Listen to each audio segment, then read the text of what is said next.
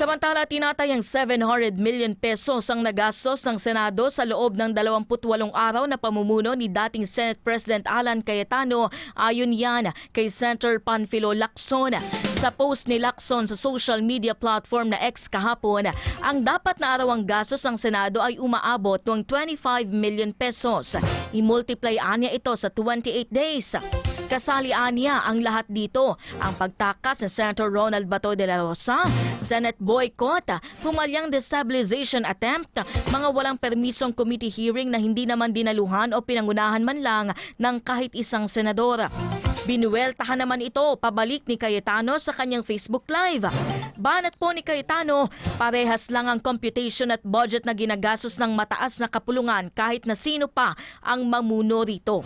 Talaga nagsasalitan lang aniya ang magkakapatid na sina Senator Erwin Tulfo at Raffy Tulfo, pati si Senator Lacson na siya ay inisin. Kahit sino po ang Senate President, 25 million a day ang gastos ng Senado kung ganun kasimple ang computation mo. Meaning, yung budget ng buong Senado divided by the number of calendar days. Di ba? Ang tinig na yan ay mula kay Senator Alan Peter Cayetano.